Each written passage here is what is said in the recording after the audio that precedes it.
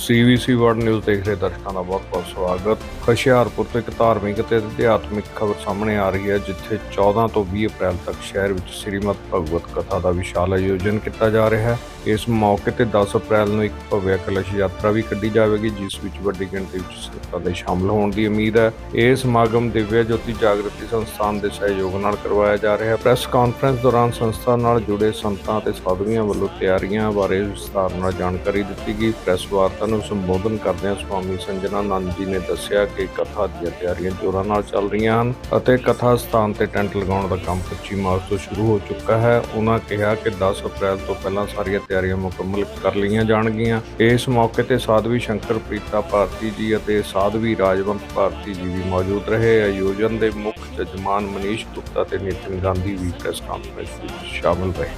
स्वामी जी ने अगे दस्सिया कि कथा दौरान संगत लिए लंगर की विशेष व्यवस्था की जाएगी, तां जो आने वाले सारे भगत प्रसाद प्राप्त कर सकन, अध्यात्मक लाभ लै सकन। इस श्रीमद भगवत कथा का वाचन विश्व प्रसिद्ध भागवत भास्कर आशुतोष महाराज जी की शिष्या साधवी वैष्णवी भारती जी वालों किया जाएगा। कथा दौरान श्री कृष्ण भगती अध्यात्मक चेतना और जीवन मुल्लां बारे संगत नूं प्रेरित किया जाएगा।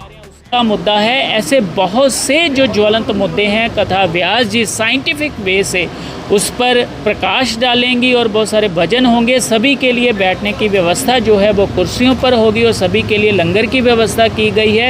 तो आप ज़रूर कार्यक्रम में पधारें और भागवत को सुनकर अपने जीवन को लाभान्वित बनाएं। कलश यात्रा भी निकाली जाए। इसके संबंध में बहुत ही भव्य स्तर पर 10 अप्रैल को भव्य कलश यात्रा निकाली जाएगी, जिसके भीतर असंख्य महिलाएं अपने सिरों के ऊपर कलश धारण कर और पीली साड़ियां सूट पहनकर रोशन ग्राउंड कथा स्थल से कलश यात्रा आरंभ करेंगी। 10 अप्रैल दोपहर 2 बजे और शहर के मुख्य मार्गों से होते हुए कलश यात्रा पुनः वापस कथा स्थल पर ही संपन्न होगी। आजकल के स्ट्रेस के ज़माने में ये कथा कितनी सही साबित होती है? सही, और इसकी ज़रूरत ठीक वैसे ही है जैसे प्यासे को पानी की, भूखे को भोजन की ज़रूरत है।